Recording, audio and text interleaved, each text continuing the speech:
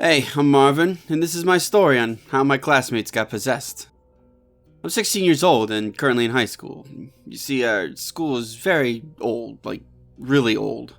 It was built during the 1870s or something, and we had this huge Balete tree in the center of our school, which was said to have been older than the school itself. It was only natural to have a lot of spooky stories regarding the tree and the people who were said to live there. Throughout the years, the stories accumulated.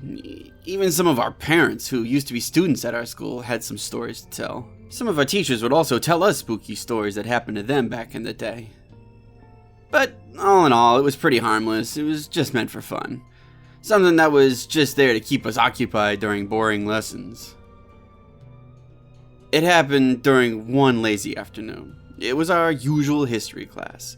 Our classmate Amie, a very timid girl in class, suddenly went hysterical. She was convulsing and started muttering words in a deep voice that we didn't understand. Everyone was panicking, and the teacher rushed to the clinic to call the nurses. Her eyes were going white. She suddenly stood up with hair covering her face and slowly pointed through the window, pointing to the Balete tree. She let out this blood-curdling scream that shook every one of us. She then moaned as she collapsed and her whole body went just limp. So she was rushed to the school clinic and our teacher came along with her.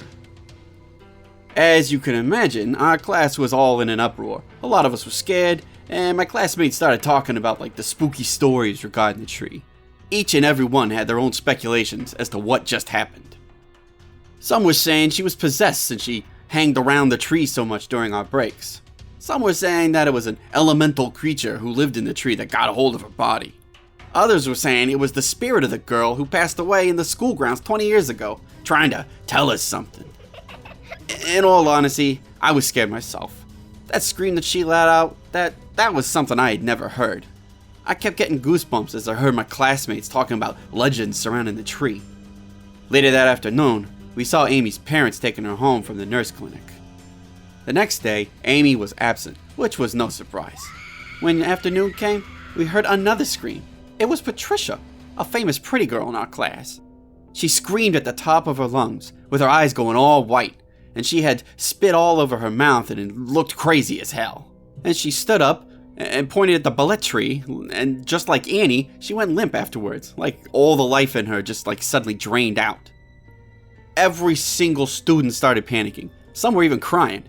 Most didn't even want to approach Patricia's body as she just lay down on the floor unconscious. But the teacher rushed to her and with the help of some of my classmates, brought her to the clinic. This time, the students were going crazy, way more than yesterday. They were talking about the Balete tree and the creatures that lived in it. They didn't even dare point at it. Just looking at the tree was giving me goosebumps. Even though I really wasn't into that stuff, I started imagining what sort of creatures lived on that ancient tree, and why did they possess the girls. For the remainder of the day, all the school was talking about the incident. Teachers and students and the whole school were going insane about it. Let me remind you that we had a huge school, so there were really a lot of people who were talking about this. As you can imagine, the story was passed along to the parents of the students. Some parents started worrying about their kid, while others didn't believe a single thing. The problem here was that almost everyone, even our parents, had heard scary stories about the Balete tree. It wasn't something they could completely ignore and just call a hoax. The next day, we heard another distant scream. This time it was Narissa, a girl from another section. Apparently she did all the same things Patricia and Amie did. Convulsing, screaming, pointing at the Balete tree, then going limp. And then someone brought up the fact that all three of them got possessed at exactly 12 o'clock in the afternoon. The news spread like wildfire. It was talked about so much that even the local news visited our school to get some interviews. Our little school and town were starting to become pretty famous. I saw the Balete tree being shown in the TV in a real creepy manner. Even paranormal experts were called in to study the tree during nighttime. It was all big news in our peaceful little town. Others started treating it as a joke and were just glad that our boring town had some activity. A famous news anchor even visited to cover the story. For most of the people in the town, it was something amusing. But for those of us in the school that stayed near the tree almost every single day, it was kind of unsettling. As big as the news had gotten, our daily school life still continued. The three girls that got interviewed all said the same thing. They couldn't remember anything. All they could feel was like something heavy was pinning them down on their chest. Watching the 3 girls being interviewed together reminded me of something. These 3 girls came from the same school during their elementary. I was also in that school, but I was in a different section. I remember them being the best of friends, but for some reason, it wasn't the case when they came to high school. It piqued my curiosity. Was it possible that these 3 had orchestrated the whole thing? Most of the students didn't even know that the girls were friends. They never hung out, and they were pretty much from different social groups.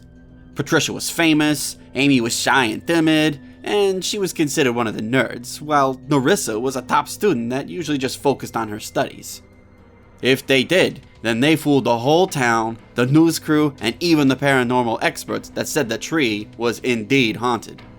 Were these paranormal guys just going along with the story? Or was the tree indeed infested with some ancient creatures like the story told? I tried to learn more, but I couldn't find any definitive proof. I was sure that these 3 girls planned the whole thing, but to be honest, even to this day, whenever we have a class during the afternoon, and I look at that Balete tree, I still get those goosebumps. So what do you guys think? Was the whole thing a hoax or what? Is this real stuff? Share your thoughts in the comment section and tell us if you've experienced something similar. You can send your stories here. Thanks for watching.